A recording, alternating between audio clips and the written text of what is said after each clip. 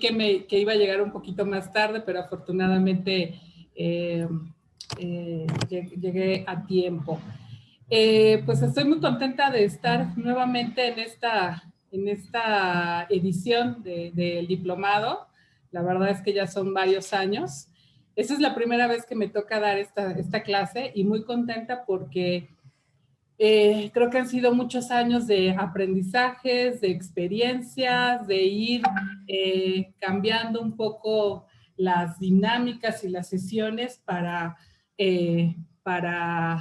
bueno, pues de alguna manera hacer llegar pues más recursos para todos y todas que están aquí. Pues creo que ya me presentaron, pero si no me vuelvo a presentar. No, todavía no te presento. Entonces me arranqué, ya sabes. Como tú quieras. Bueno, pues me presento.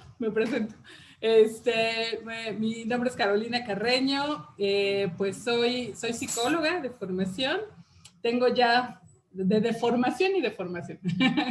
Tengo ya varios años trabajando en el tema migratorio y de asilo, algunos años en una organización de sociedad civil, y actualmente pues colaboro en la Comisión de Derechos Humanos de la Ciudad de México, todavía dando seguimiento a algunos temas de la agenda de migración. Y bueno, pues la sesión de hoy está orientada al tema de la construcción de recursos de afrontamiento. Como les decía, es un tema que es la primera vez que nos toca, creo que incluir en esta edición del diplomado y la primera vez que me toca a mí compartirlo. A mí me gustaría, bueno, pues hacer esta presentación. Sé que ya tuvieron una sesión el día miércoles con mi compañera Ana Elena. Entonces, bueno, pues lo que yo voy a compartir ahora espero que sea pues complementario o refuerce mucho de lo que se trabajó el miércoles, o quizá a lo mejor hasta sea un poco contrario, pero justo la idea es eso, ¿no? Que podamos tener este espacio de reflexión, de intercambio. En lo personal a mí me gusta, bueno, tengo una presentación preparada y un ejercicio chiquito por ahí a la mitad de la sesión, pero a mí lo que me gusta mucho es poder intercambiar, ¿no? Intercambiar experiencias, intercambiar conocimientos. Pues yo les voy a compartir estas reflexiones en el tema de afrontamiento, pero, y bueno, pues mucho de las experiencias que a mí me ha tocado acompañar e implementar, pero bueno, pues pues creo que será mucho mejor, más rico para todos y todas que estamos aquí, pues que tengamos también ese intercambio de opiniones. Sé que será muy complicado porque ya veo que hay más de 190 personas en la sesión, pero ojalá tengamos la oportunidad para abrir micrófonos en algunos momentos, ¿no? Y poder intercambiar algunas dudas y prácticas. Y sobre todo, a mí me gusta que podamos hacer ese intercambio porque realmente son muy pocos los espacios que tenemos para intercambiar y hablar sobre estos temas, ¿no? Les soy franca, a mí me alegra mucho estar en este tipo de espacio, porque cuando yo comencé a trabajar en temas de migración y de asilo, pues simplemente el tema de la salud mental en personas migrantes, pues estaba completamente desdibujado, al menos aquí en México, ¿no? Y en la ciudad. Entonces, valoro mucho que se abran estos espacios, estos foros, y que se toquen estos temas y que podamos intercambiar, porque pues a mí me tocó como empezar cuando no había muchas cosas. Entonces, pues listo.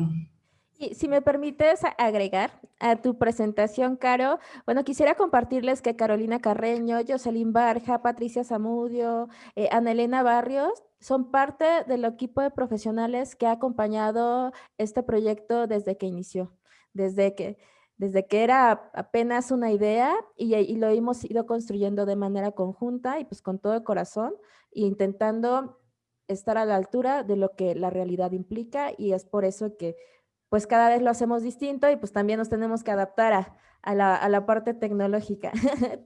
Adelante, Caro. gracias. Pues en mis estrategias de afrontamiento, hablando del tema, pues también estoy aprendiendo estas nuevas formas de comunicarnos y de dar una sesión, una clase, un taller. Entonces, me disculparán si todavía ahí me retraso un poquito con las presentaciones o la forma de interactuar, pero bueno, estamos aprendiendo. Lo hago mejor que en marzo, que tuvimos una sesión, entonces creo que va mejor compartir. Bien. Sí se alcanza a ver, ¿verdad? Sí, Caro, nada más si la puedes poner grandota. Perfecto. Bien, bueno, pues como les comentaba, pues la sesión es una continuación de la sesión del miércoles en la construcción de recursos de afrontamiento. Reforzar sobre todo la perspectiva de trabajo que, como bien decía Asia, tenemos pues muchas de las compañeras y compañeros que estamos en este diplomado, que es la perspectiva psicosocial, ¿no? Entonces, quizá me voy a regresar, a lo mejor esto es algo que ya también revisaron con Ana Elena, pero que me parece importante volver a insistir sobre este enfoque, porque quienes estamos trabajando desde aquí, desde esta mirada, pues realmente somos muy pocos, ¿no? Y es una pena que creo que con tantas situaciones que vivimos en nuestro país y sobre todo una cantidad terriblemente de violaciones a derechos humanos, no se contemple de todo trabajar desde esta perspectiva, cuando pues ya en otros lugares, en otras zonas, en otros países, ¿no? Donde, pues, es básicamente la mirada que se tiene. Entonces, pues solo como manera de repaso, ¿no? Desde la perspectiva psicosocial, la mirada es que las violaciones a derechos humanos, las violencias que viven muchas personas, tienen un impacto. Y ese impacto pues se describe como todo este conjunto de tensiones, de pérdidas, de cambios, de daños que son experimentadas por las personas que son víctimas de esas violaciones a derechos humanos, de violencia sociopolítica, de los conflictos armados. Entonces, todo ese tipo de violaciones tiene consigo un impacto, y estos impactos o estos efectos pues pueden ser variados, ¿no? Aquí estamos, bueno, de manera a lo mejor muy sencilla, ¿no? Los agrupé como impactos negativos o positivos, pero pues en realidad son una serie de matices que podemos encontrar, ¿no? Obviamente se hace un balance de todos los impactos negativos, pero al mismo tiempo también, pues a veces desafortunadamente de esas violencias que mucha gente experimenta, o de las comunidades, pues se trata de recuperar y de obtener algo que ayude a evitar su repetición, ¿no? Entonces, este impacto que va a tener en las personas, en las sociedades, en las comunidades, pues se ponen en juego afrontamientos, ¿no? ¿Cuáles son, cómo cada quien va a enfrentar o va a afrontar estos impactos a estas violencias o violaciones a derechos humanos? Y desde el enfoque psicosocial, a diferencia del enfoque de la psicología clínica o de la psiquiatría, perdón, lo que se busca es quitar la idea de que estos impactos enferman, o son patológicos, ¿no? Sino que en realidad lo que vemos en estos impactos es que ante esas reacciones, esos efectos de las violencias o violaciones a derechos humanos, las reacciones que nos encontramos son pues totalmente normal ante situaciones anormales. Y esto hay que tenerlo siempre muy, muy, muy en cuenta. Parece a lo mejor una frase ya quizás hasta un tanto trillada, pero nos resulta importante tenerla siempre en mente cuando estamos trabajando, cuando estamos haciendo acompañamiento a personas que han sido víctimas a violaciones a derechos humanos, ¿no? Poder ayudarles a decir, calma, esto es normal, no estás loco, no estás mal, ¿no? Digo, en términos de esa normalidad, ayuda mucho, ¿no? Y son parte finalmente de los primeros auxilios psicológicos, que es lo que nos convoca en esta sesión. Es así que, creo que a ver, perdón. Sí. Ok. Es así que en nuestro tema, en el tema que nos ocupa de hablar de migración y desplazamiento forzado, nos encontramos algunas experiencias o algunas situaciones que pueden ser potencialmente traumáticas, ¿no? O potencialmente, o que son factores de riesgo a la salud mental de las personas y de las comunidades. Voy a mencionar aquí solo algunas, pero seguramente hay más de las que nos hemos encontrado, ¿no?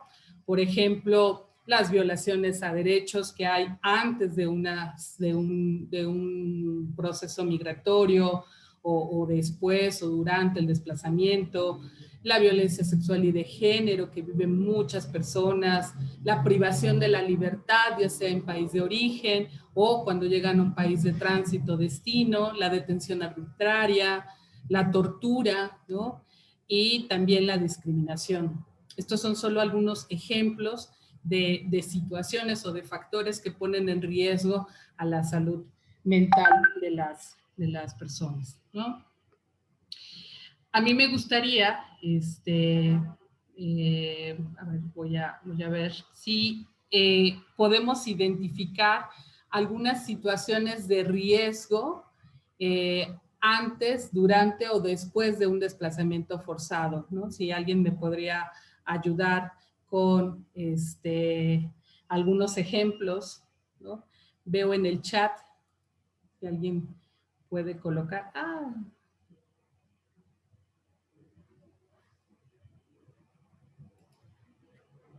Sí, a ver si alguien puede colocar algunos ejemplos de situaciones que puedan ser potencialmente traumáticas o estresantes antes de los procesos migratorios. Sí, ya están poniendo como por acá. Ay, ¿Sí no, los logras identificar o quieres que te los vaya leyendo?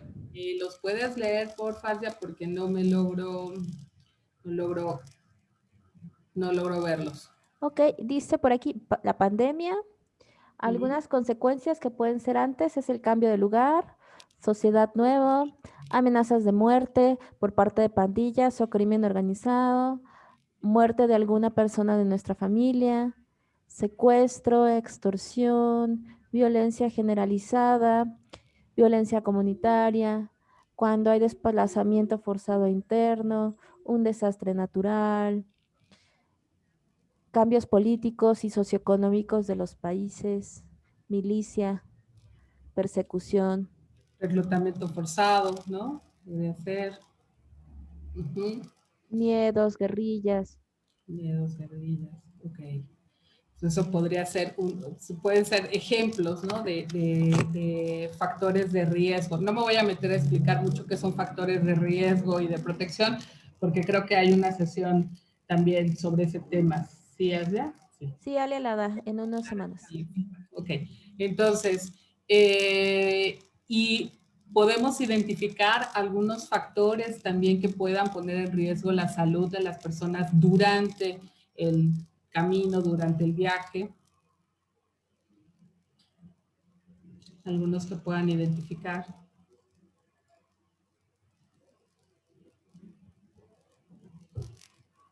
Si me ayudas también Sí, hacia... durante el viaje, ¿verdad? Sí, durante el viaje. Discriminación, trata de personas, falta de higiene, alimentación y sueño, xenofobia, secuestro, extorsión, abuso sexual, violaciones, asaltos, muerte de algún familiar, agresiones sexuales, secuestros, robos, no saber dónde se va a dormir, Ujú, enfermedades, ujú, tráfico de órganos, desaparición, ujú. caminatas largas, separación de familia durante el tránsito. Ya, ya, sí. Por aquí alcanzo a ver una que dice antes, bueno, el miedo a lo desconocido, ¿no? Ante lo desconocido, el riesgo físico durante la travesía, ¿no? Por ejemplo, no sé si estamos en el desierto, en la selva o el propio río, ¿no? Sí, Eh, el maltrato de militares, policías, abusos, enfermedades, ejecuciones extrajudiciales. Se exponen a muchísimos peligros, incertidumbre, recursos limitados, tanto económicos como de alimentación, no tener el contexto completo geográficamente hablando. claro. Esa me gusta también, es muy cierto. A veces, bueno, a mí me ha tocado encontrarme personas que ni siquiera saben bien dónde están, ¿no? O por ejemplo, eh, hace algunos años cuando me tocaba atender a personas de origen extracontinental, ¿no? Recuerdo haber escuchado a mucha gente haber sido engañada y diciendo que el cruce del río Suchiate, ¿no? En Chiapas era el río Bravo, ¿no? Entonces mucha gente pensaba que ya había llegado a Estados Unidos y bueno, pues no, ni siquiera, ¿no? Ni cerca todavía, ¿no? Enfermedades, ya ahora sí ya logré ver el chat por aquí. Dejar la casa propia, ¿no? Es, por supuesto. Las respuestas gubernamentales, ¿no? Como lo que está sucediendo en Guatemala y México, exacto, con este nuevo éxodo, ¿no? Ya el hecho de poner este boletín que sacó ayer Migración, ¿no? Y amenazando de los artículos en la ley que va a castigar si no se acatan las medidas de salud, ¿no? Violencia, violación, asaltos, robos, mano armada, etc. Así es. Y después, digo, todo esto que estamos viendo, no sé, cuando ya las personas llegan al lugar de destino, ya sea permanente o de manera más larga, ¿cuáles serían los riesgos que ustedes podrían identificar?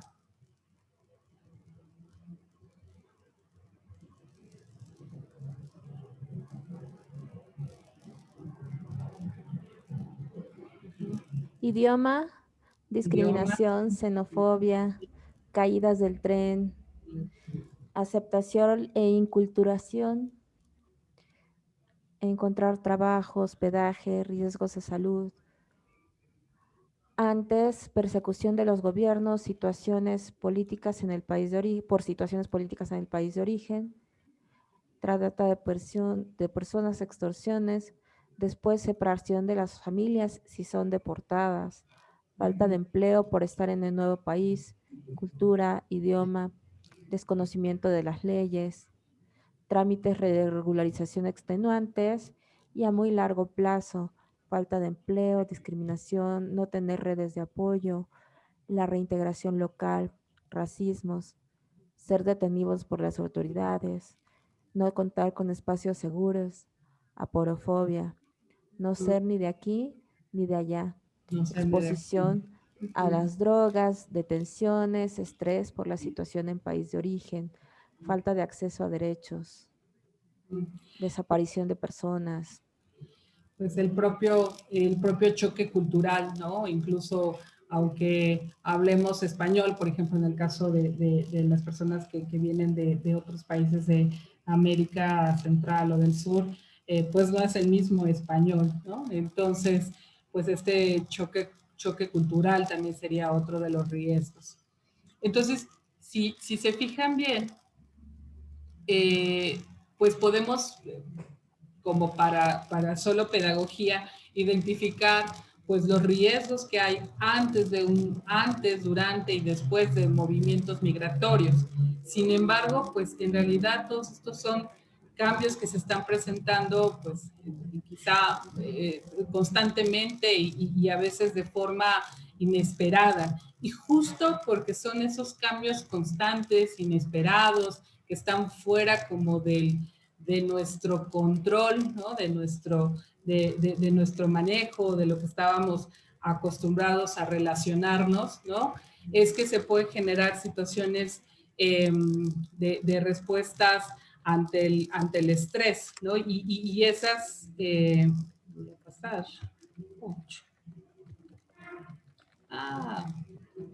¿por qué no puedo cambiarle? Ya, listo. Y esas respuestas que vamos a, que nos vamos a encontrar ante estas situaciones críticas, pues se pueden dar en distintos niveles y ámbitos, ¿no? Y ese impacto, ¿no? ¿Cómo vamos a responder o cómo van a responder las personas o las comunidades ante estas situaciones? Pues dependerá de muchos factores, ¿no? A nivel individual nos vamos a encontrar que tendrá que ver mucho con la historia de vida, ¿no? de las personas, es decir, a partir de las experiencias, de los valores, de la historia personal, ¿no? que tiene cada quien. Incluso pues va a influir también mucho pues los roles de género, la edad, ¿no? No es la misma respuesta que incluso nosotros hemos dado a lo largo de nuestra vida cuando éramos adolescentes, ¿no? Que, no sé, siendo ya de mediana edad, ¿no? O cómo responden las mujeres ante una situación parecida y es muy distinta a la que podrían responder los hombres, ¿no? Por ejemplo, recuerdo mucho que en la experiencia que yo he tenido cuando he estado participando en ejercicios de monitoreo a las estaciones migratorias y a veces formaba grupos y me tocaba estar como en el área de mujeres y hacíamos justo esas preguntas, ¿no? De cómo le hacían o qué mecanismos o qué recursos ayudaban para enfrentar el encierro. Me llama la atención, pues, que justamente eran muy distintas las que las mujeres mencionaban a las que mencionaban los hombres, ¿no? O sea, por ejemplo, las mujeres, pues, se ayudaban un poco con rezar, ¿no? Con hablar, llorar, platicar entre ellas, ¿no? Y era como un poco la forma, ¿no? Expresar las emociones. Y con los hombres a veces era escucharles y decir, bueno, pues pues solo esperar, ¿no? O quedarse más bien callados, casi no hablar con mucha gente, o incluso me tocó ver un grupo que más bien hacía muchas bromas, ¿no? Y era su forma como de sacar pues todo ese estrés, ¿no? Y ahí pues vemos como pues va a depender mucho las respuestas pues de estas situaciones también de edad, de género y de la historia. Va a depender también, ¿no? De nuestras experiencias a nivel familiar, ¿no? O sea, desde qué lugar o qué posición ocupamos en la familia, ¿no? Cómo se va a reconfigurar nuestro entorno a partir de una experiencia migratoria, ¿no? Por ejemplo, sabemos o tenemos conocimiento de cómo se han reconfigurado incluso comunidades, no sé, pensando en el centro de nuestro país, de México, en donde pues son prácticamente llevadas por mujeres, ¿no? Y donde pues se ha tenido que reconfigurar, todo el orden social, ¿no? Y de los papeles que empiezan a asumir las mujeres a partir de que los hombres migran, ¿no? Bueno, y está muy de la mano con lo siguiente, ¿no? Cómo va a impactar a nivel social, comunitario, en ese sentido, perdón. ¿Cómo va a impactar también todas estas situaciones de críticas o factores de riesgo a diferentes ámbitos de nuestro ser, ¿no? Por ejemplo, a nivel físico nos podemos encontrar que las reacciones pueden ser pues estas. Son unos ejemplos, no son las únicas, hacer una serie de un listado enorme a lo mejor de síntomas o de impacto a nivel físico, corporal. Pero bueno, por mencionar algunas, el agotamiento, los dolores de cabeza, tensión arterial, lumbalgia, a veces el impacto que tiene que ver con las mutilaciones, por ejemplo, estas caídas del tren, ¿no? Leía justo ayer, ¿no? Que a partir de la caravana ya hubo una primer persona que ha perdido la vida a raíz de una caída del tráiler, ¿no? La falta de concentración, la pérdida del apetito, del deseo sexual, pero también incluiría, por ejemplo, padecimientos relacionados a los sistemas digestivos, al sistema respiratorio, ¿no? Entonces, son por mencionar algunos ejemplos. A nivel emocional, pues nos podemos encontrar con respuestas como ataques de ansiedad, de pánico, de sentir desconfianza, de sentirse vulnerables, de tener la habilidad emocional, ¿no? De repente estar bien y de repente empezar, no sé, a llorar o a sentirse enojado o irritable, ¿no? En los casos de niños y niñas, por ejemplo, a veces son muy comunes los terrores nocturnos, la incapacidad de confiar, ¿no? La confianza es un tema crucial en el impacto que tienen las violencias o las violaciones a derechos humanos. Y lo pongo ahí porque más adelante quisiera tocar también ese tema. La sensación de la pérdida del control, ¿no? Cuando vivimos una situación de violencia o violaciones a derechos humanos, una situación crítica, ¿no? Pues lo primero que pasa es que nos toma desprevenidos, ¿no? No sabemos cómo reaccionar, perdemos un tanto el control y es justo esa parte la que va a impactar en mayor o menor medida, ¿no? En algunos casos se puede sentir la culpa, la frustración, el enojo, ¿no? El impacto que también pueden tener estas violencias a nuestro proyecto de vida, ¿no? Incluso a la ideología política, a nivel de relación con los otros, ¿no? Por ejemplo, el plan de vida que una persona tiene y que a veces se ve irrumpida por tener que salir de manera rápida, ¿no? Del lugar de origen, ¿no? Como en el caso, por ejemplo, de los refugiados, o en el caso de las personas que son detenidas en la institución migratoria, ¿no? Y que ven coartada su proyecto, que es continuar y llegar a Estados Unidos y enviar dinero a su familia, por ejemplo, ¿no? La incertidumbre, ¿no? Las redes de apoyo que pues quizá podrían tener en su país y que ahora pues se encuentran a lo mejor solos, ¿no? Y en muchos casos, pues a veces hasta la incapacidad o la dificultad para generar vínculos, ¿no? Socioculturales, a veces influenciado por el idioma, como ya hablábamos, ¿no? También se enfrentan a la estigmatización y rechazo en el nuevo lugar de acogida. En el caso también hay un impacto a nivel espiritual, ¿no? La pérdida de la esperanza, el quebrantamiento de creencias, ¿no? Por ejemplo, cuestionarse si esto es un castigo, ¿no? Entonces, pues, todas estas violencias pueden impactar de mayor o menor medida, pues, en estas esferas, en estos ámbitos. Y insisto, puede ser que sea que no se presenten todas en el mismo momento o que son, o si presento más una ya no va a pasar lo otro, no son excluyentes, ¿no? Sino dependerá mucho pues de cada quien, de esto que hablábamos al principio, ¿no? De la historia de vida, de mi lugar en la familia, de mi situación en la sociedad, en la comunidad, de mi género, de mi edad. Entonces, todo esto va a tener un impacto, ¿sí? Bueno, a nivel individual, pues como ya les mencionaba, pues puede presentarse la angustia, el miedo, todas estas emociones y se pueden expresar de manera física a partir de estas sintomatologías, ¿no? Y que puede ser muy evidente, muy evidente o no.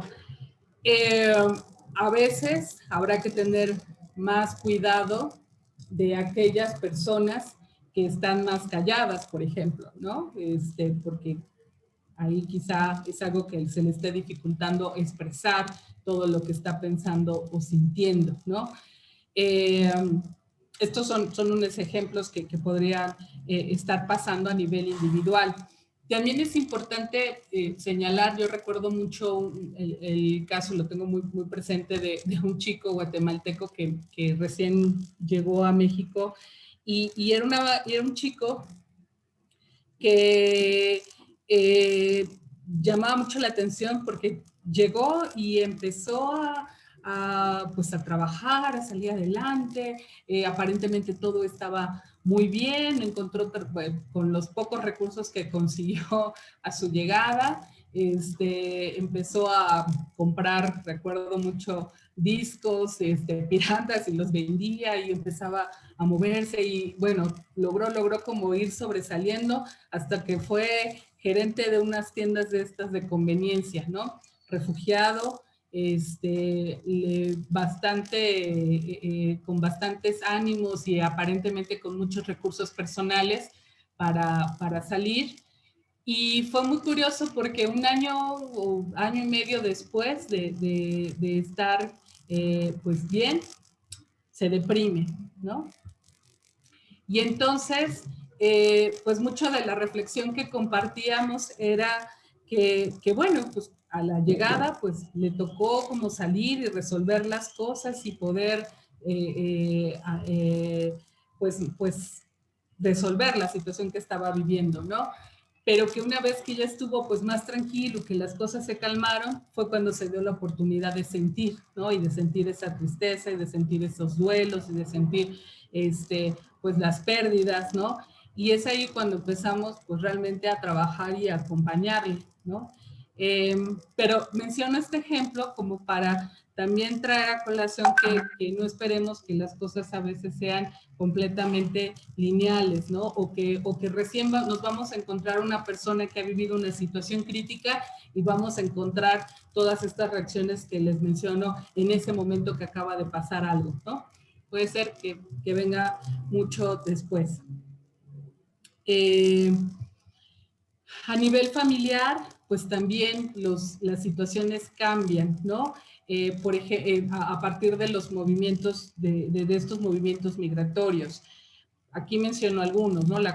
Cómo se van dando los nuevos roles, cómo se reconfigura la dinámica familiar, cómo se empiezan a comunicar, a lo mejor los roles de las abuelas también pueden cambiar, los niños y niñas que pierden a papás y que quedan a cargo de sus hermanos, quienes se ven forzados a trabajar, ¿no? Y que no estaban acostumbrados a hacerlos, o al revés, ¿no? Por ejemplo, recuerdo muchos casos de personas que a lo mejor tenían cierto estatus en su trabajo o eran los proveedores principales de la familia y encontrarse y llegar a un nuevo lugar donde pues no tienen trabajo y ahora no son ellos los principales proveedores, sino que tienen que empezar a colaborar los distintos integrantes de la familia, ¿no? O por ejemplo, me tocó también acompañar procesos de familias que venían de procesos de reunificación familiar y que a veces después de tantos años, y hablo de años, por ejemplo, me recuerdo mucho de familias africanas que a veces los procesos de reunificación familiar en esos casos pueden tardar 1 o 2 años que se den, pues ya no son los mismos, ¿no? Ya no son los mismos que se fueron, quienes se quedaron. Y recuerdo mucho que en esos procesos teníamos que incluso, bueno, yo lo que hacía era que previo a la llegada o previo a todo ese tiempo de gestiones y de papeleo, pues también pudiéramos ir haciendo planes con ellos, que pudieran hablar, que pudieran reconocerse, de ir haciendo, de ir preparándose a que se iban a reconocer el momento de llegada, ¿no? Porque ya no iban a ser las mismas personas que se fueron. Entonces, ¿cómo va cambiando eso? Los roles, ¿no? Por ejemplo, me ha tocado encontrarme de mujeres que, pues, recuerdo mucho el caso de una mujer etíope que pues ella no trabajaba en su país, quien era el proveedor era su esposo, estuvieron a causa de la guerrilla que había en el país, tuvieron que separarse, y ella al llegar a México, pues tuvo que comenzar a trabajar, ¿no? Y era ella la que mandaba los recursos a su esposo y a su hijo que estaban en diferentes lugares del mundo, pero ella lo sentía como un gran peso, ¿no? Era un gran conflicto porque estaba ocupando ahora otro rol que nunca había tenido, ¿no? Y aunque había cosas positivas, para ella era, también le causaba mucho sufrimiento, mucho conflicto, porque esperaba que llegara su esposo y que él hiciera y retomara otra vez el control, ¿no? Entonces, bueno, ¿cómo se va reconfigurando esta dinámica familiar? Son algunos ejemplos. A nivel comunitario y social, organizativo, pues también, ¿no? ¿Cómo se va reconfigurando el sentido de pertenencia, ¿no? Cómo se van sustituyendo algunas nuevas autoridades, pues se van a enfrentar, como ya bien decían, a la discriminación, a veces al rechazo, ¿no? A la estigmatización. Yo recuerdo mucho hace muchísimos años, cuando los documentos migratorios decían refugiado, había mucha gente que no quería que apareciera ese término en sus documentos migratorios, ¿no? Porque implicaba para ellos ser cuestionados de por qué eran refugiados, de por qué eran, qué habían hecho, ¿no? Y entonces para ellos también tenía un estigma, un prejuicio que les costaba difícil sobrellevar, ¿no? Pues también el impacto que tienen en las redes de apoyo, ¿no? La dificultad a veces para crear lazos. Muchas veces nos hemos encontrado, yo creo que también a ustedes les sabe pasar igual, encontrarse acompañando casos en donde a veces nada más salen del lugar donde viven a la organización que está acompañando y hacer el trámite y de regreso. Y les cuesta mucho trabajo poder establecer otros vínculos con los vecinos o incluso a veces hasta con las redes de las propias comunidades, también por esa desconfianza hacia ellos, ¿no? Por ejemplo, en esto de la identidad, también recuerdo mucho que algo que escuchamos muy frecuentemente, por ejemplo, cuando me tocaba hacer monitoreos en las estaciones migratorias, es la percepción que las personas migrantes tienen, ¿no? De cómo esa detención, ese hecho impacta pues en esta identidad y de sentirse que no son delincuentes o que son tratados como delincuentes y que incluso muchas veces me tocó escuchar decir que preferían no comunicarse con sus familiares en su lugar de origen por temor de ser estigmatizados, ¿no? De que al saber que estaban detenidos en uno de estos centros pudieran considerarlos como que habían cometido algún delito. Entonces, pues ese es parte del impacto que también ocurre, ¿sí? Bueno, un poco como a través pues de la impunidad, ¿no? De no reconocer o de no brindar las garantías para acceder a la justicia de muchas personas migrantes, pues también tiene un impacto en cómo se percibe a este sector de la población, ¿no? Por ejemplo, simplemente lo estamos viendo ahora con las caravanas, ¿no? De vienen a quitar oportunidades y vienen empleos y a qué vienen y a ponernos en riesgo. Entonces, cómo también esa percepción que se tiene y también tiene un efecto a nivel social. ¿Mm? En resumen, ¿no? de todo esto que les comento, ¿no?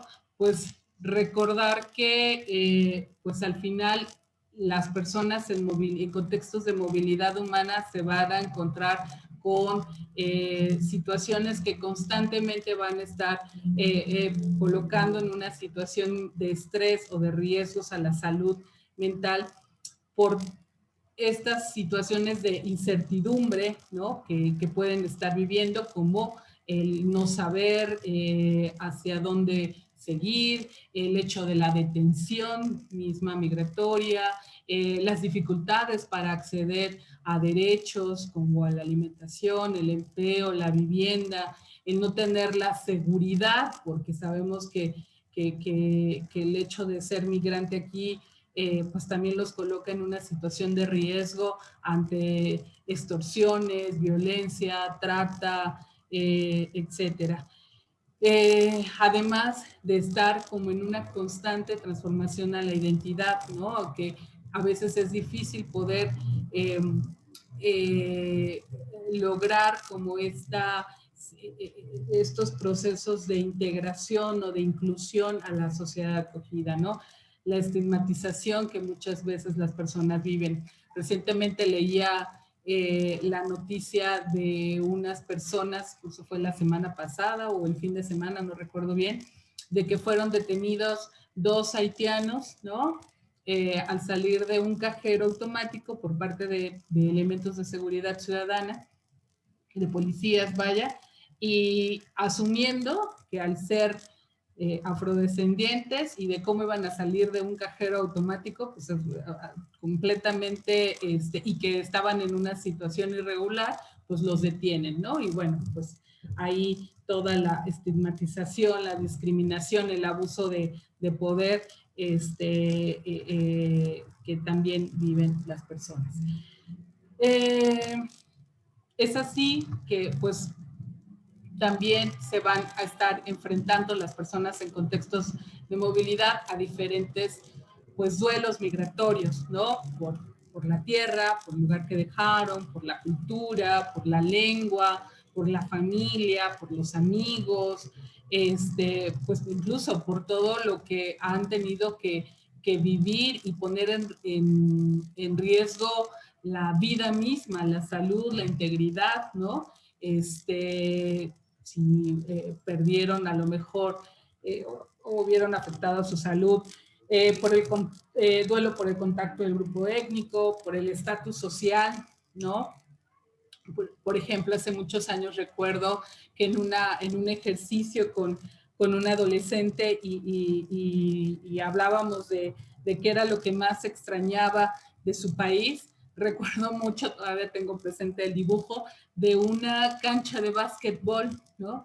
Y él decía que lo que más extrañaba era estar en ese lugar, ¿no? En esa cancha, porque ahí era además de poder jugar y entretenerse, también era como el punto de encuentro con los amigos, ¿no? Y para un adolescente, ¿no? Por el momento de vida, el ciclo de vida que presenta, pues los amigos son la parte importante, ¿no? En esa etapa, ¿no? O, por ejemplo, también me tocó mucho acompañar casos de personas que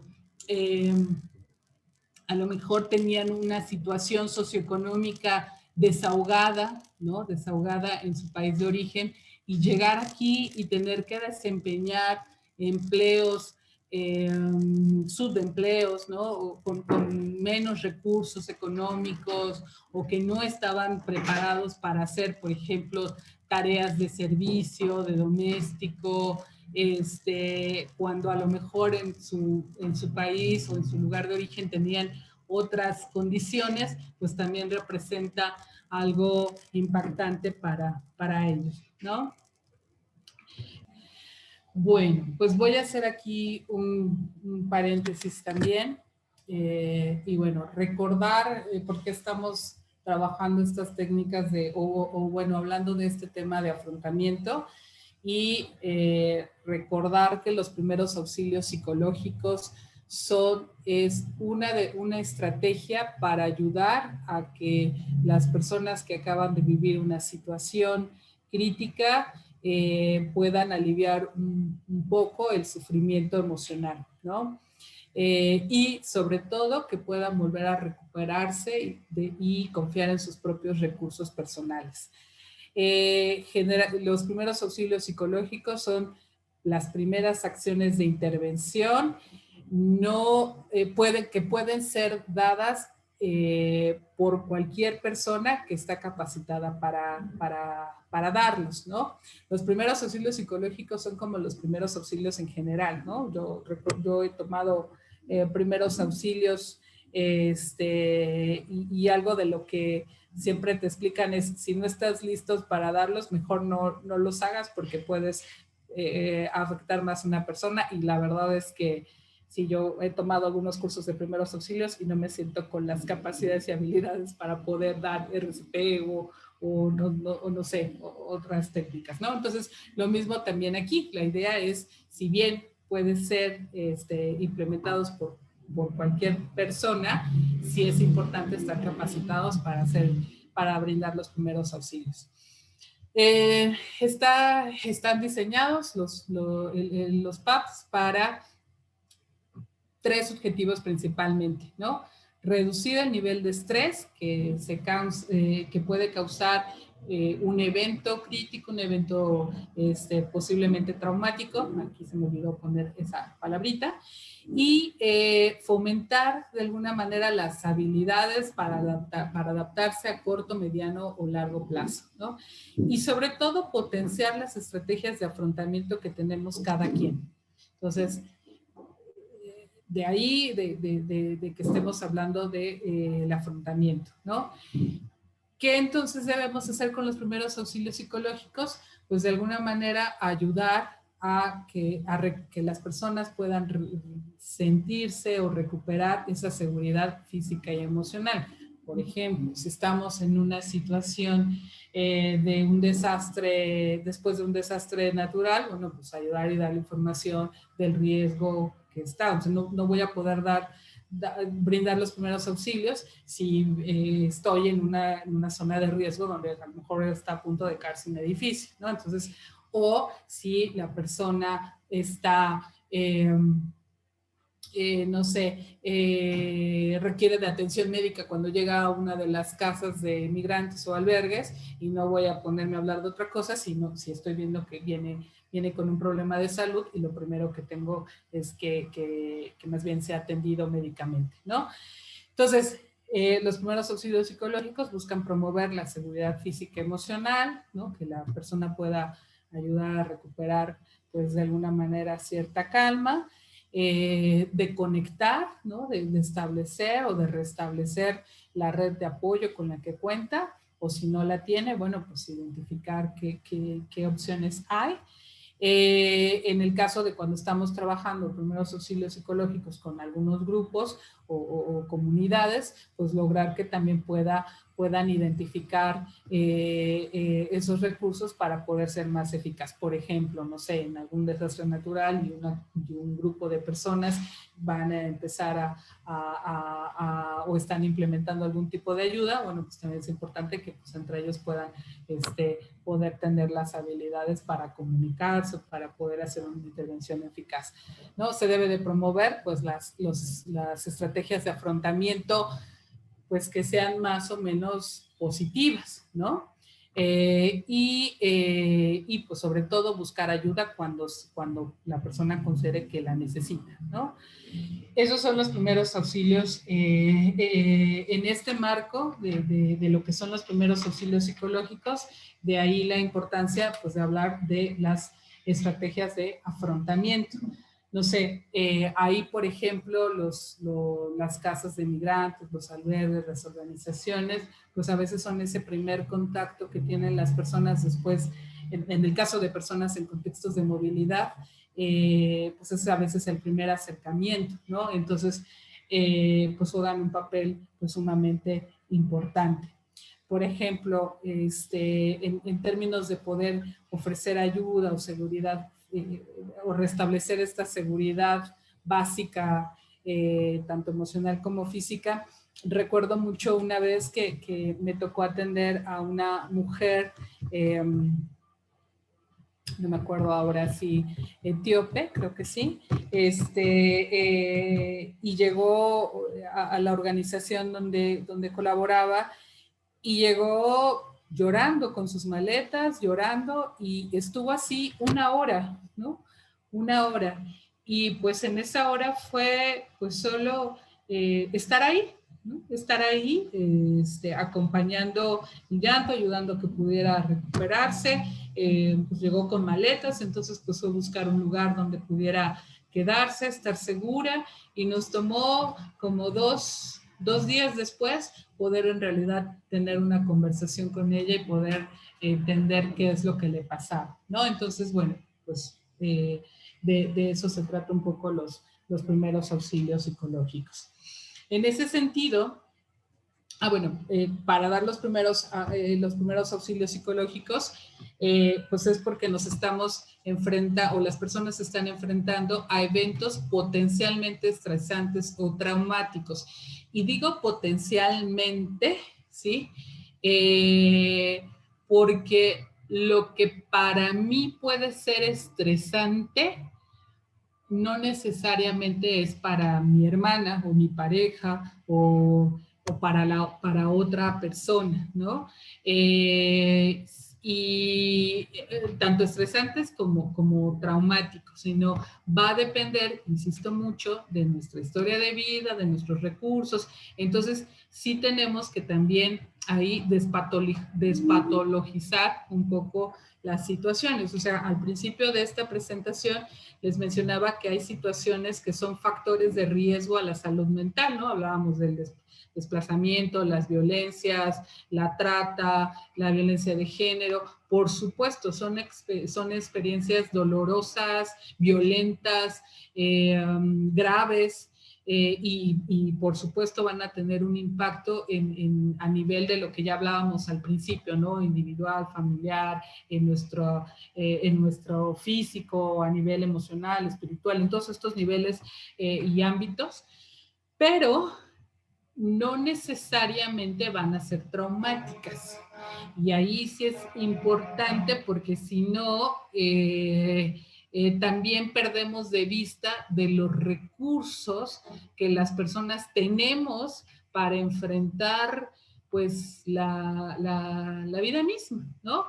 Y que perdemos de vista pues toda esta capacidad de recuperación que tenemos ante pues estas situaciones a veces pues horrorizantes, ¿no? Entonces, sí es importante ver el impacto y los efectos que estas violencias tienen, por supuesto, y del impacto que tiene a la violencia y que tiene a la salud mental, y no hay que perderla de vista. Al contrario, yo les decía que hace, no sé, más de 15 años que yo estoy en estos temas, pues se hablaba muy poquito del tema de la salud mental, y por supuesto ahorita que hemos ido ganando espacio en esto, pues no hay que perderlo de vista.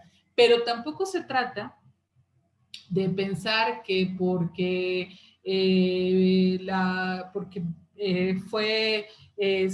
porque la persona está migrando, ya automáticamente está mal o tiene un trauma, está en una situación de estrés, ¿no? Entonces también no nos vayamos como a los extremos. Entonces, sino que va a depender mucho pues del entorno social y de los recursos de las personas, no olvidemos por ahí. Ahí cito a dos autores que me parecen interesantes, que si se quieren meter más en este tipo de temas de estrategias y de trauma, ¿no? De estrategias de afrontamiento, pues, será como el primer autor que habló sobre eso, que es Lazarus. Y para hablar sobre de eventos potencialmente traumáticos, la verdad es que Gisela Perren es un buen referente en hablar sobre psicotrauma, que era una de las cosas que ya me preguntaban hace un rato. Entonces, las estrategias de afrontamiento pues son esos recursos psicológicos que la persona puede poner que las personas ponemos en marcha pues para hacer frente a estas situaciones estresantes o potencialmente traumáticas, ¿no? A veces estos procesos de afrontamiento que son muy nuestros, muy individuales, pues a veces también nos ayudan a sobrellevar como el ámbito social, por ejemplo, ¿no? Me voy a poner como ejemplo. A mí me gusta mucho estar o recurrir a mis redes de apoyo, conversar, hablar, ya me están escuchando ahora, y estar como en contacto con la gente, ¿no? Ahorita con todo esto del COVID, pues como que mi estrategia de afrontamiento también fue involucrarme y poder brindar ayuda de manera voluntaria, como en espacios donde pudiera servir como brindando intervención en crisis o primeros auxilios psicológicos, ¿no? Entonces, como algo de forma, un recurso de forma individual, lo podemos también nos ayuda como para poder ir transformando algo más a nivel comunitario, ¿no? A esto se refiere estos procesos. Y las estrategias de afrontamiento, pues son también estos esfuerzos mentales, digamos, para hacer frente pues, a todo el estrés y a las demandas que nos genera poder resolver un problema, ¿sí? Este desarrollo de las estrategias de afrontamiento, digo, yo puse aquí esta imagen porque la verdad es que no encontré otra adecuada y ya no me daba tiempo de hacer un dibujito un poco más elaborado.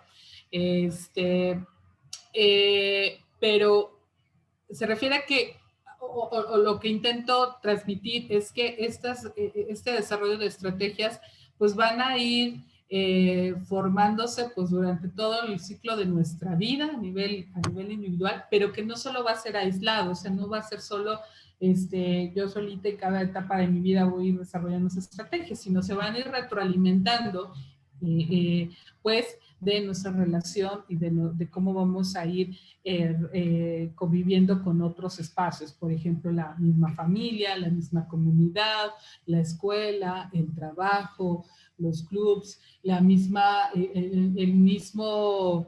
mismo ámbito social en el que nos desarrollamos, ¿no? Entonces, estas estrategias las vamos a ir también pues probando mucho pues a lo largo de nuestra vida, ¿no? Y vamos a ir viendo qué cosas funcionan y qué cosas no funcionan, ¿no? Y cómo vamos a ir adaptándonos, ¿no?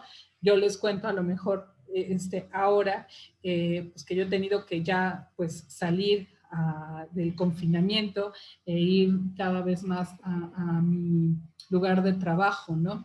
Entonces, mi demora también de haber llegado un minuto después a la sesión tuvo que ver que pues he empezado a incorporar pues estas medidas de cómo me voy a proteger del virus, ¿no? Entonces, llegar a casa, irme a lavar primero las manos, quitarme la cubrebocas, la careta, cambiarme a lo mejor de ropa, los zapatos, limpiar mi bolsa, ¿no? Entonces, porque uso el transporte público. Entonces son esas estrategias de cómo sí en lo individual y que tiene que ver con mi historia, pero también cómo las vamos incorporando a partir de lo que vamos conviviendo con pues, nuestro entorno. Se habla de que las estrategias de afrontamiento pues principalmente podrían centrarse quizá en dos, en uno que tiene que ver con más la resolución de problemas, ¿no? Es decir, cómo podemos de manera práctica poder manejar una situación de forma a lo mejor conductual o cognitiva, y otras tienen que ver más con nuestra regulación emocional. Por ejemplo, a lo mejor cuando yo enfrento o estoy viviendo una situación crítica o un problema, pues a lo mejor mi forma de afrontarlo en este ámbito de regulación emocional, pues tiene que ver más con hablar con mi familia, con mi red de apoyo, o quizá ponerme a llorar, ¿no? O buscar algunas técnicas de respiración para manejar mi estrés, Y para la resolución de problemas, pues puede servir, por ejemplo, el ejercicio que acabo de compartirles, ¿no? De poder hacer esta valoración de los pros y contras de cómo resolver lo que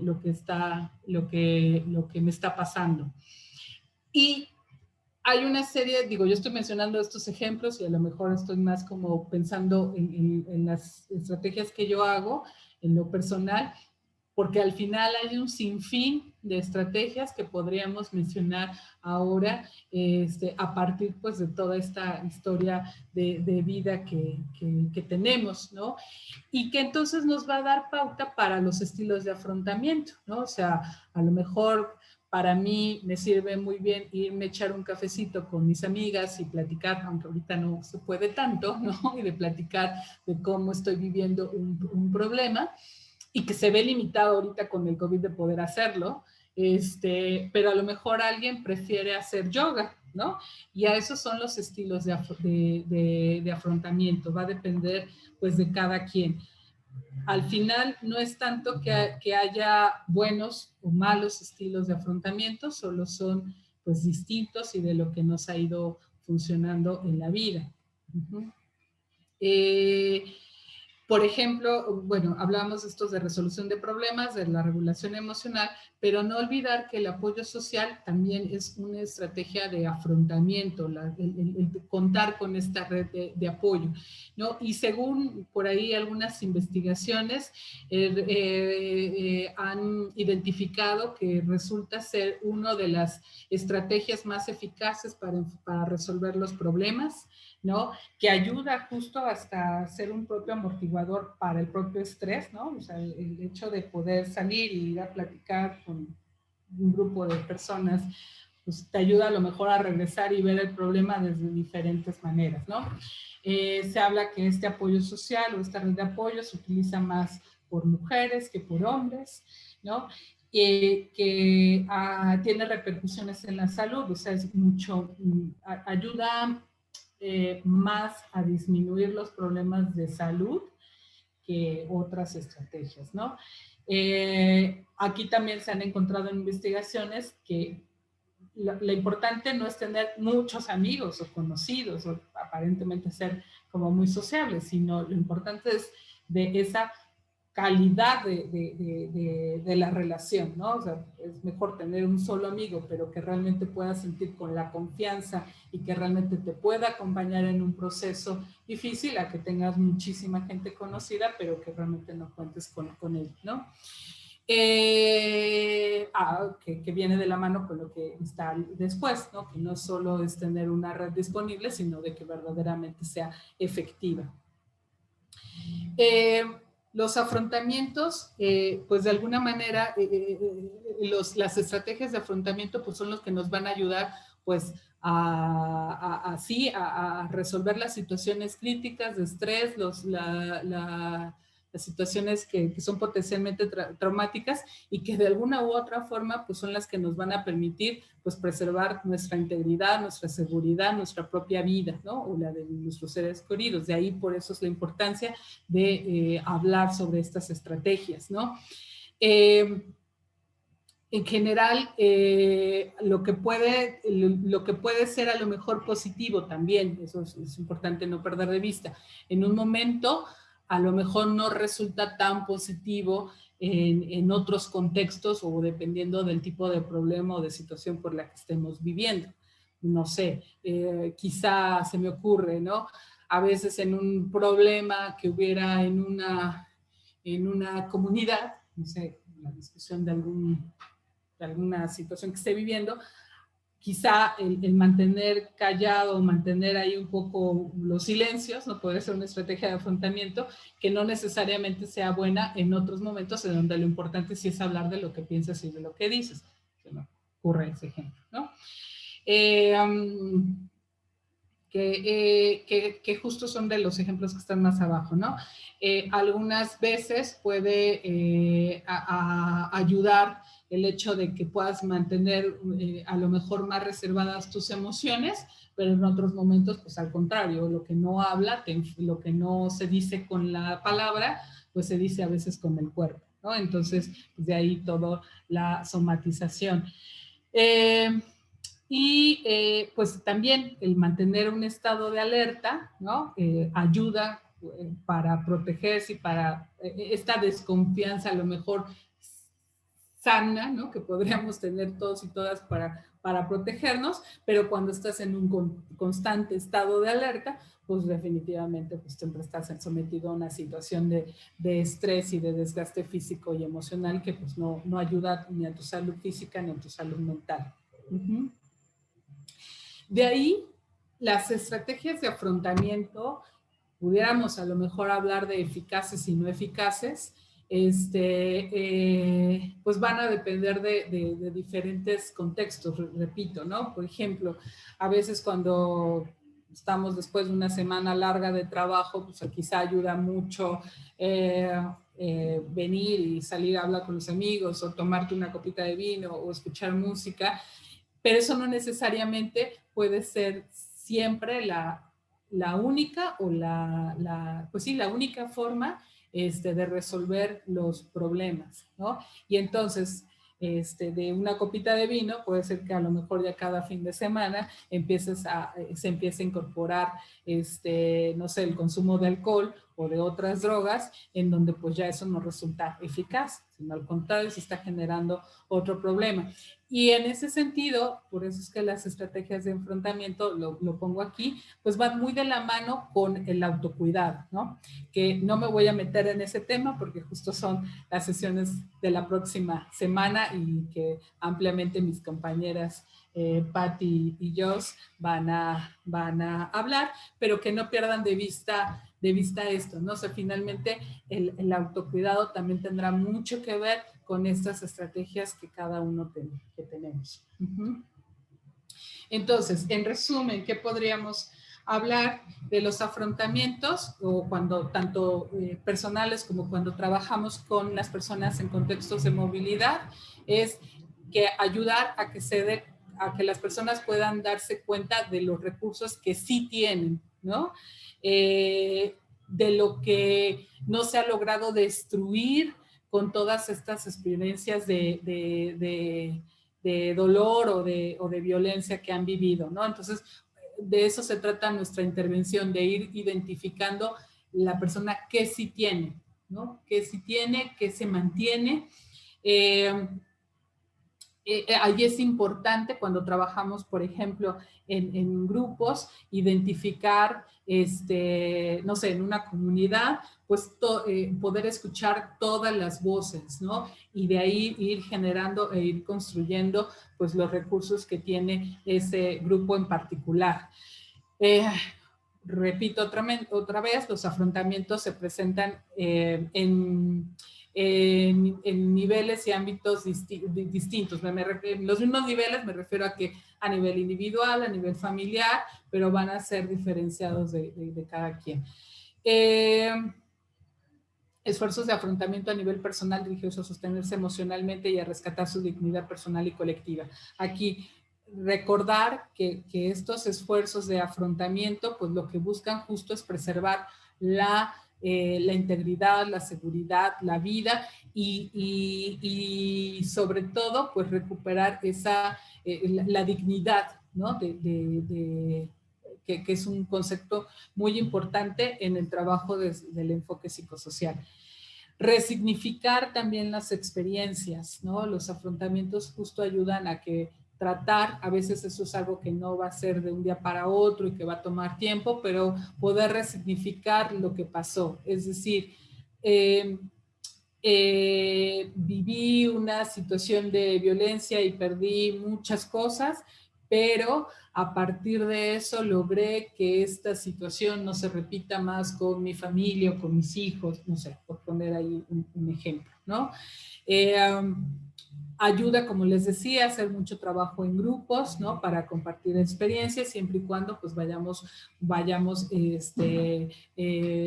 preservando también algunas medidas de seguridad, ¿no? Eso va a ayudar para poder establecer redes de apoyo, poder escuchar también a otras personas que han vivido situaciones similares y aprender de cómo lo han resuelto. A veces nos ayuda como por espejo, ¿no? Poder identificar esos otros recursos que a lo mejor no vemos en nosotros, pero pues que también tenemos. Aquí también poder identificar, ¿no? Hasta dónde esos impactos o esa forma de afrontar, pues poder ir disminuyendo muchas veces la culpa, ¿no? La culpa que a veces las personas se apropian como parte de lo que han vivido, ¿no? O sea, muchas veces se creen que son ellas las culpables de haber sido violentadas, de haber sido violadas, por ejemplo, o de que si no hubieran hecho esto, no hubieran sido secuestradas, o si no hubieran salido de su país, no les estuviera pasando. Entonces, poder identificar cuáles son sus estrategias, sus recursos, ayuda también para ir bajando un poco y disminuyendo pues este sentimiento de culpa, ¿no? Y de empezar más bien a asumir pues responsabilidades, que sería más bien el concepto al que habría que trabajar. Y con ello pues ir transformando su realidad y por ende pues a nivel social y comunitario, ¿no? En ese sentido, en el acompañamiento psicosocial, lo que se me ocurrieron aquí algunas cosas que habríamos que promover en lo que sí y en lo que no debemos de trabajar desde este enfoque cuando estamos trabajando con las estrategias de afrontamiento, y voy a mencionar algunos ejemplos, ¿no? Lo que no, cuando estamos acompañando estas estrategias es homologar los desplazamientos como que todos son iguales, ¿no? Es decir, la persona que emigró por situaciones económicas o por situaciones de violencia o por reunificación familiar, todos están pasando lo mismo, ¿no? Y aquí es importante que podamos quitarnos un poco esa idea. Cada caso es diferente, ¿no? Y también cada momento en el que estamos brindando ese acompañamiento va a depender mucho de la etapa en la que esté la persona. No es lo mismo el acompañamiento que vamos a estar dando cuando estamos trabajando a lo mejor con comunidades de origen, por mencionar un ejemplo, o cuando estamos a lo mejor en espacios donde sabemos que las personas están solo un par de días o un día, un momento, y entonces nuestra intervención va a tener que ser muy, muy puntual para que las personas puedan identificar estas estrategias, ¿no? O cuando tenemos la oportunidad de ir haciendo un acompañamiento mucho más largo porque ya están en el espacio de acogida. O cuando están, por ejemplo, como en los casos que mencionábamos hace un rato, en este inter, ¿no? Que son de muchas de las personas que están viviendo ahora, pues, en la frontera, esperando en algún momento alguna resolución de su caso, ¿no? Y ahí, pues, no están ni en tránsito, ni en destino, sino están ahí en un limbo, ¿no? Entonces, será importante también tomarlo en cuenta cuando estemos haciendo ese acompañamiento, ¿no? Lo que no, lo que deberíamos, lo más recomendable es que tendríamos que evitar es solo hacer intervenciones asistencialistas, ¿no? Es decir, por supuesto, la asistencia es importante, ¿no? La asistencia en el sentido de poder apoyar a resolver las necesidades básicas y que ayuden justo a recuperar la seguridad, ¿no? Por ejemplo, si una persona lleva días sin comer, pues por supuesto que se necesita recibir asistencia. Pero cuando nada más nos quedamos en esa parte, pues no estamos ayudando a generar justo a que la persona pueda identificar sus propios recursos, ¿no? Y poder que la persona recupere pues esta capacidad de autonomía y autogestión. sí, justo una de las recomendaciones también sería que en el acompañamiento psicosocial, pues no limitarnos solo al trabajo de emergencia, ¿no? Sino pues tratar de ir haciendo un acompañamiento pues lo más amplio y por más tiempo o ir ayudando a que las personas puedan ir por lo menos haciendo un mínimo plan de vida corto, mediano plazo. No solo acotarnos como esa parte, o si bien esa es parte de la función en la institución que estoy, pero a lo mejor dar algunos recursos para que esa persona en otro momento pueda tener la posibilidad de ir haciendo un plan de vida, ¿no? Lo que también no es recomendable hacer sería pues esto, ¿no? Tratar de no escuchar cómo está la persona, los hechos o lo que está pasando a través de estas experiencias potencialmente traumáticas o estresantes. Sí tenemos que hay que también ser cuidado y a lo mejor ahí es otro tema para hablar en una sesión específica sobre la entrevista, ¿no? No se trata de pedirle a la persona que nos cuente todo, ¿no? Todo el tiempo y muchas veces y que se cuente a cada persona con la que se encuentra. Pero sí se trata que si nosotros vamos a estar a cargo del acompañamiento durante un buen tiempo, pues sí, que la persona pueda expresarse y pueda a partir ir compartiendo pues poco a poco su sentir, sus pensamientos, sus reflexiones y ayudarlo a externar, pues para que no, como decía yo hace rato, ¿no? Que hable la palabra y no el cuerpo. Uh-huh. Pues tratar de evitar que solo se centre en la persona. Digo, por supuesto que es necesario tener un enfoque de caso, ¿no? No podemos decir que todos los casos son iguales, pero tampoco tratar de que solo se vea a la persona como en sí misma, sino tratar de poder ayudar a que haya los espacios en donde pueda mirarse con otros, en las que están en las mismas situaciones, los grupos, los talleres, las charlas, los grupos de ayuda muchísimo para que la persona pueda salir de ese lugar, incluso un lugar pasivo a un lugar en donde pueda tener una participación mucho más activa, ¿no?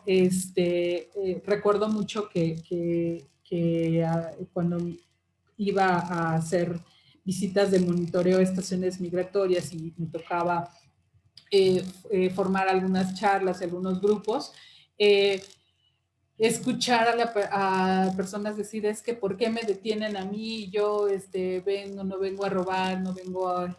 Por supuesto, pero a veces cuando se escuchan entre todos y poder incluso hasta intercambiar puntos de vista y ver que la detención migratoria incluso va mucho más allá y es una cuestión hasta política, económica, de violencia, ¿no? Que no solo es porque el oficial de migración tiene esa función, sino que responde a otra cosa más grande, ayuda mucho, ¿no? Lo que no es recomendable es que homogeneicemos las necesidades, los impactos y los afrontamientos de las personas, ¿no? Es decir, a todas las personas que estamos atendiendo nuestro espacio, les vamos a dar como lo mismo, ¿no? Sino que realmente podamos hacer ese ejercicio desde este enfoque psicosocial de poder identificar cuáles son las situaciones específicas que está viviendo esta persona, esta familia, este grupo que estamos atendiendo, ¿no? Porque si no, pues entonces pues, realmente nuestro trabajo se vuelve pues muy mecánico, ¿no? Y pues, sin nada de poder realmente entender lo que la realidad de esa otra persona que estamos acompañando, ¿no? Por supuesto, prohibidísimo ahí nosotros sugerir que, bueno, más bien decir qué es lo que tiene que hacer, ¿no? La persona. Lo que nos toca a nosotros en nuestro papel de acompañantes, o de brindar los primeros auxilios psicológicos es informar, ¿no? Informar, psicoeducar, como podría ser otra de las estrategias, para que la persona pueda tomar sus propias decisiones a partir de la información veraz que le podamos proporcionar y pues también a su tiempo, ¿no? Pero jamás decir qué es lo que tienen que hacer. Eso realmente no ayuda a los procesos de autogestión y autonomía de quienes estamos acompañando, ¿no? Sí. Entonces, a partir de esto, a mí me gustaría preguntarles ahora cómo les fue con este ejercicio de poder identificar las posibles soluciones al problema que cada quien se planteó. Me gustaría a lo mejor escuchar unas 3 o 4 intervenciones o comentarios en el chat, por favor. Si quieren que les abramos el micrófono, lo ideal es que levanten la manita. Okay, sí. Aquí ya hay alguien, Vanessa, que levantó la manita. Ojalá pudieran ser comentarios súper sintéticos, súper puntuales. Les hacemos este llamado a ponencias magistrales de 30 segundos, porque a veces decimos ponencia magistral y se la agarran y los tengo que interrumpir. Entonces, vamos a intentar de nuevo abrir micrófonos. Por favor, seamos responsables del tiempo de la colectividad de todos. Entonces, bueno, Luz del Carmen, te voy a abrir el micrófono. Ya puedes abrirlo. Adelante, por favor. Lo abriste y lo cerraste.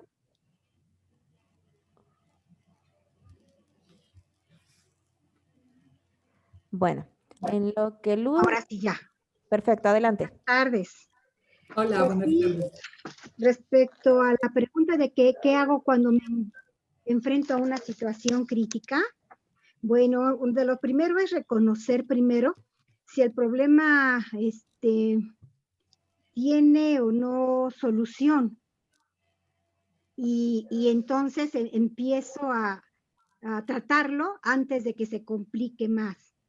Otra sería, pues, trato de evitar respuestas impulsivas.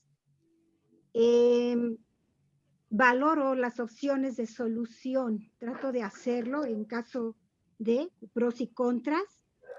Si un problema es, necesito ver si el problema, yo puedo intervenir directamente para resolverlo o no, porque a veces hay problemas que no dependen de mí y yo puedo hacer lo que sea, pero como no depende de mí, pues no va a poderse resolver. O sea, hay que ser objetivo, ¿verdad? Ahora, tengo que tener clara la información, en este caso, de todos los aspectos del problema, porque si yo no conozco realmente todos los aspectos del problema, pues va a ser muy difícil que pueda partir de algo correcto para resolverlo.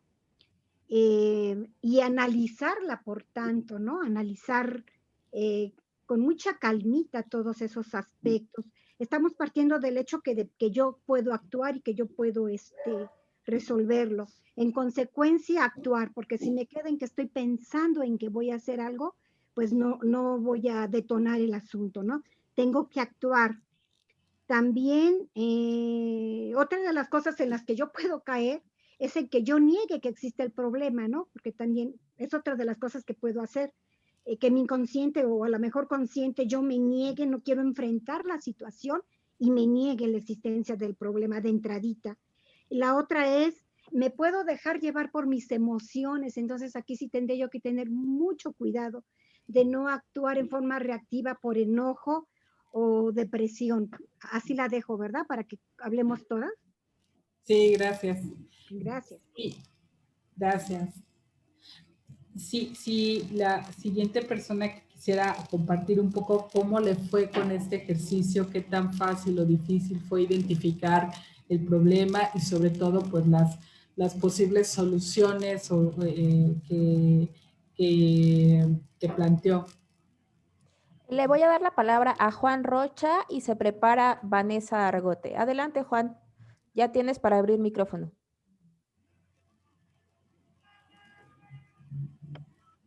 Hola, muy buenas tardes. Hola, adelante. Bueno, Carolina, a mí me acabas de quitar un peso de encima grandísimo. Nosotros hacemos una caravana con migrantes radicados en Estados Unidos cada diciembre. Salimos de Laredo, Texas, hacia México para evitar extorsiones de los policías y todo eso. Y ahorita estamos en que si la hacemos o no la hacemos por el tema del COVID-19. Hoy hemos estado semanas y semanas con angustia. Y realmente esta herramienta a mí me sirvió muchísimo, porque en el momento dado, al momento de describir la problemática, dije, ¿hacer la caravana o no? Y poder descubrir esta herramienta me ayudó ahorita muchísimo, porque bueno, voy a tenerla que seguir profundizando con el equipo, pero el tomar las 10 soluciones posibles y después irlas jerarquizando, ya no pude jerarquizar en el momento de ventajas y desventajas, pero no sabes cómo me aliviaste el corazón esta tarde con esta herramienta. Muchas gracias.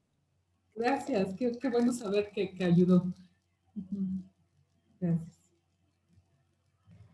Ok, y ahora le voy a dar la palabra a Paula Sepúlveda. Luz del Carmen, levantaste la mano y luego la bajaste, entonces avisa. Gané yo. Adelante, Paula. Hola, ¿qué tal? Buenas tardes. Pues yo quería comentar, yo utilicé este ejercicio para, yo soy damnificada del sismo del 17, y entonces utilicé un poco la herramienta para ver cómo ha funcionado mis acciones en estos 3 años, y pues puedo ver distintas fases en este proceso, y uno es muy al principio el shock, ¿no? En el que entras cuando ves tu casa destruida y que es como tu cable a tierra, es tu referencia, ver la reacción de mis hijos ante esa situación y cómo se prolongó durante unos meses no encontrar dónde estar, ¿no? Y de ir deambulando de un lugar a otro y no podernos asentar, y que de alguna manera seguimos un poco en esa situación, pero yo creo que estas fases en las que te encuentras pueden cambiar radicalmente la forma en la que te enfrentas a estas soluciones, ¿no? Hay distintos momentos en los que estás emocionalmente y por tanto que piensas de forma diferente y actúas de forma diferente. Entonces me enfrentó un poco a eso, y hoy ya viéndolo a distancia puedo ver con claridad pues cuáles fueron las decisiones, las ventajas, las desventajas de cada una de estas decisiones, y también el mundo de lo posible, lo que sí puedes y lo que no puedes hacer. Listo, esa es mi participación. Muchas gracias, muy buena también, muy clara. Sí, no sé si hay alguien más. Sí, Luz, ¿puedes abrir tu micrófono, por favor? Claro, listo, ¿ya me escuchan ahora sí? Adelante. Mira, yo, con independencia de lo que han comentado los compañeros, pues la maestra indicó que pues nos concretáramos un problema en específico que ahorita estábamos viviendo, ¿no? Para mí, yo pertenezco al Instituto Federal de Defensoría Pública aquí en México, y pues uno de los grandes problemas para nosotros es el alojamiento de las personas migrantes, sean solicitantes de refugio o no. Entonces, ahí me hizo a mí reflexionar sobre la situación que están viviendo día a día las personas migrantes que se encuentran en situación de calle, porque los albergues, porque las instituciones, por lo que sea, no pueden alojarlos en ningún lado, ¿no? Entonces, pensé en las 10 posibles soluciones, de las cuales solamente encontré 8 por lo pronto. Y de esas 8 soluciones, pues ya la jerarquización, pues solita se iba dando conforme a mí lo que se me iba ocurriendo. Para mí eran las más importantes hasta la última, ¿no? Y de ahí, desde buscar la misma protección de las propias instituciones que están obligadas a proporcionarlas, hasta acudir al ACNUR, hasta llegar al punto de presentarnos ya a instancias judiciales para poder obligar a las autoridades a apoyar a las personas que se encuentran en situación de calle y que no es su culpa. No es su culpa que las instituciones estén detenidas, que las instituciones que estén paradas, que no les tengan las oportunidades de proporcionarles las condiciones dignas a las que deberían de tener acceso, ya que debidamente a eso vienen a nuestro país, ¿no? Entonces sí tuve esa reflexión en cuanto a la problemática que para mí ahorita es una de las más importantes al estar en apoyo a las personas migrantes. Eso es todo. Muchas gracias. Muchas gracias. Pues qué entusiasmo también, pues ver que encontraste 8 de soluciones a un problema pues bastante complejo también, ¿no? Sí, allá. Hay una última manita levantada. ¿Le podemos dar la palabra? Sí, sí. Adriana, ya tienes la posibilidad de abrir micrófono. ¿Puedes abrirlo, por favor?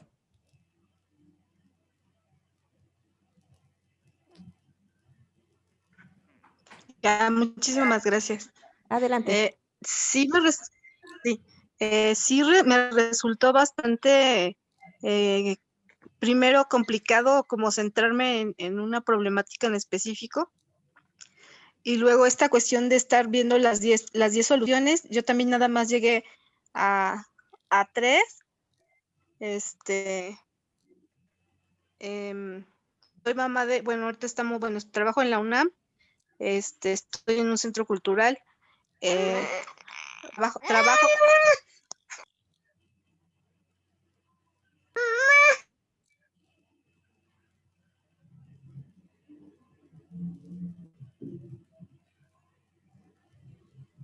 Te Perdón, dejamos. Adelante. Y pues esta cuestión de estar trabajando en casa y tener a los bebés, pues sí es bastante complicado, pero bueno,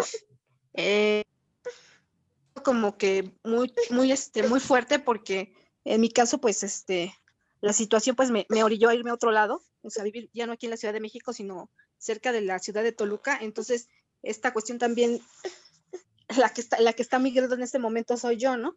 Entonces sí es difícil como centrarte en buscar redes de apoyo y en pegarte del espacio anterior que tenías y hacer esta como construcción del nuevo espacio. Y pues sí,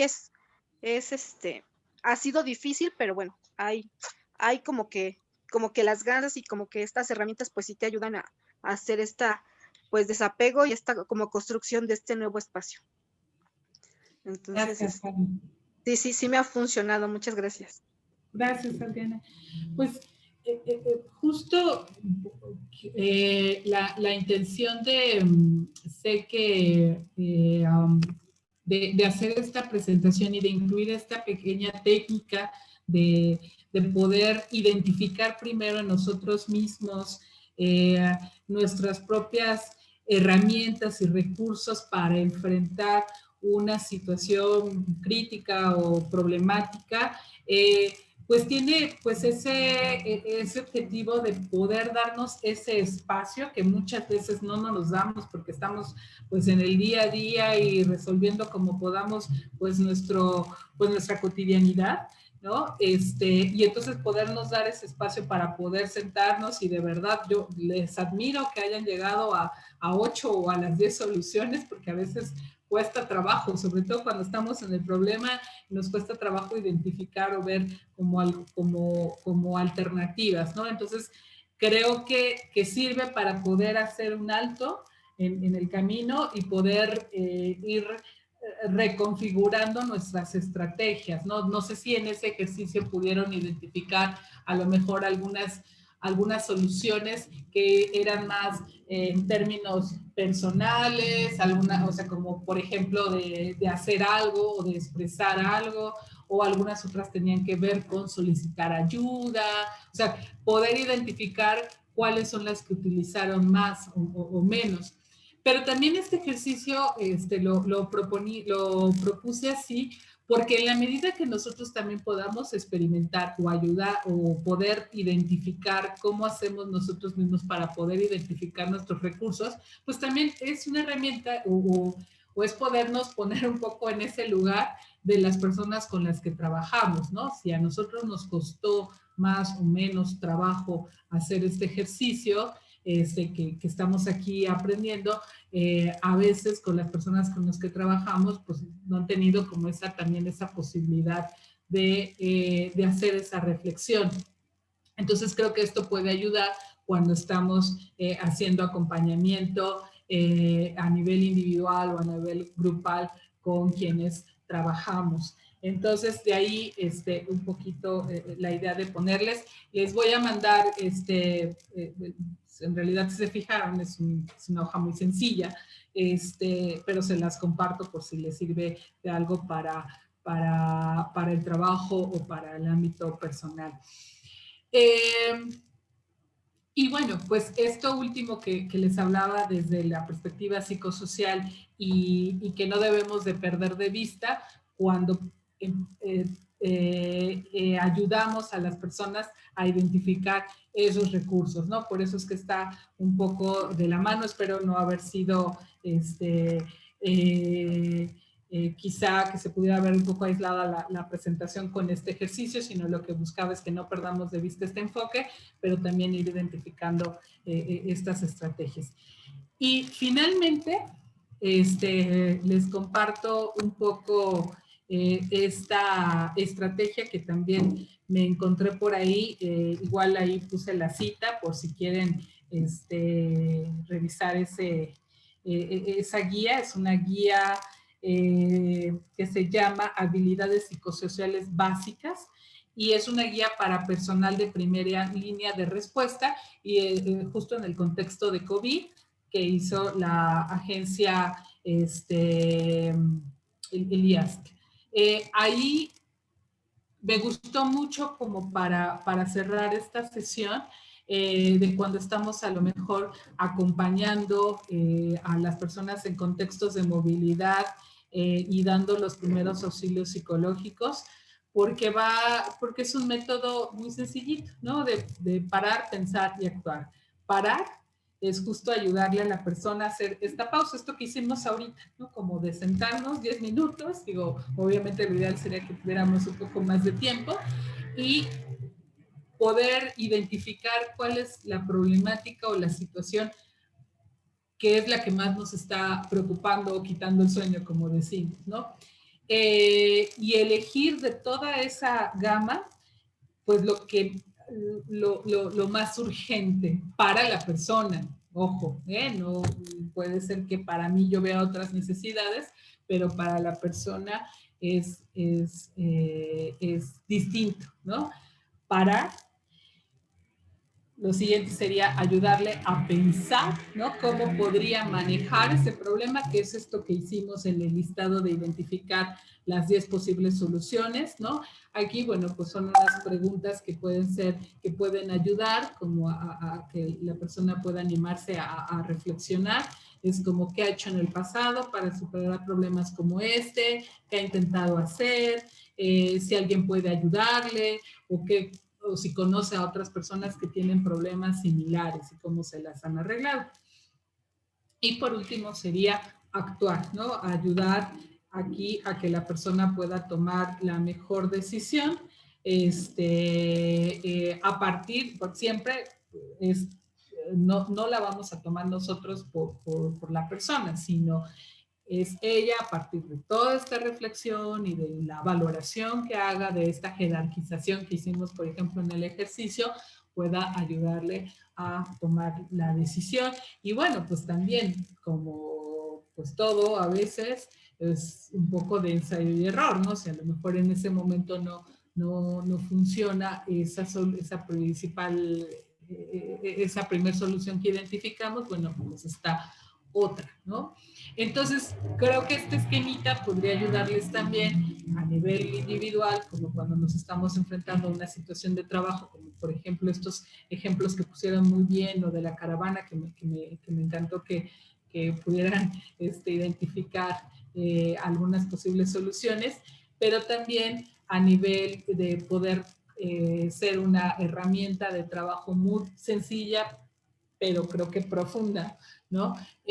Con las personas en contextos de movilidad y ayudarles a ir identificando sus estrategias de afrontamiento.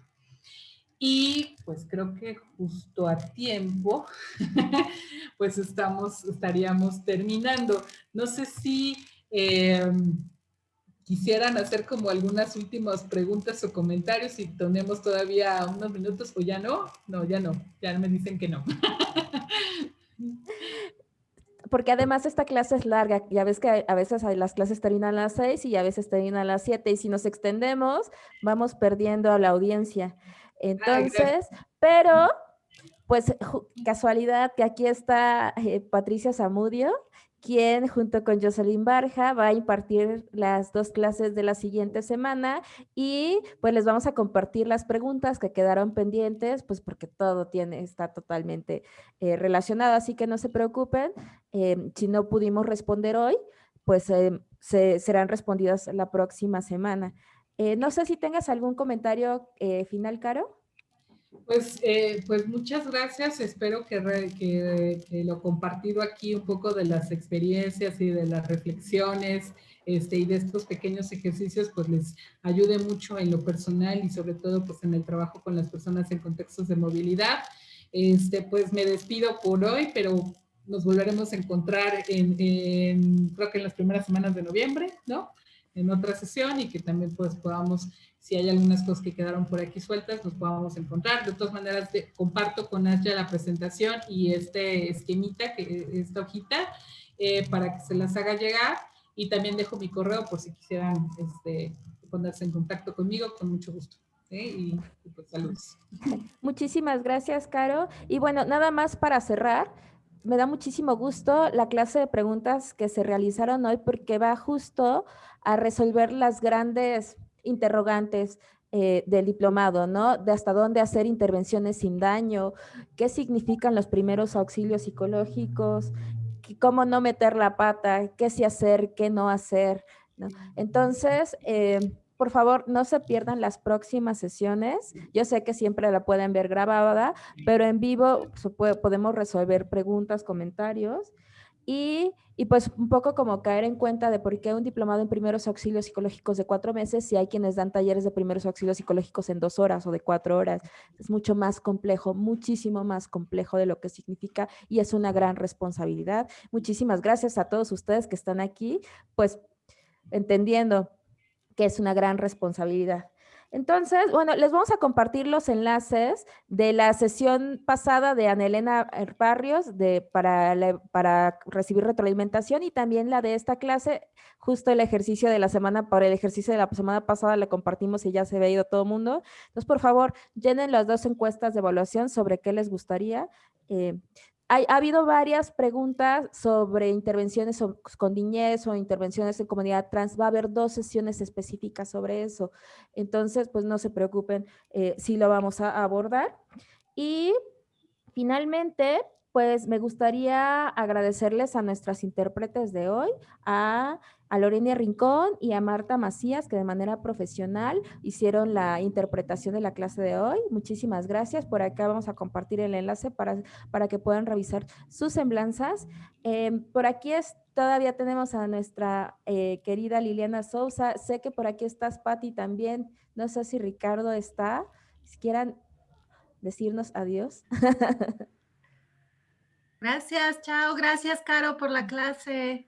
Gracias. Gracias, Caro. Gracias a todos y todos los participantes por tanto entusiasmo, tantas preguntas, tanto interés. Ha sido un gusto. Y por supuesto, gracias a nuestros intérpretes que hacen un trabajo también fabuloso. Y a ti, Asiadet, por favor, ¿no? Gracias a ti que mantienes toda esta orquesta, ¿no? Como una directora excelente. Y Ricardo, si andas por ahí, pues un besote. Y nos vemos la próxima semana, compa. Yo agradezco particularmente porque para mí fue muy evocador, como hijo de refugiados, o como les quieran llamar, muy evocador de mi propio pasado, del pasado de mi familia y de la comunidad. Así que muchísimas gracias. Gracias. Gracias. Gracias. Un abrazo a distancia. Un comentario final, por favor. Todos y todas actualicen sus versiones de Zoom. Es urgente. Adiós. Bye.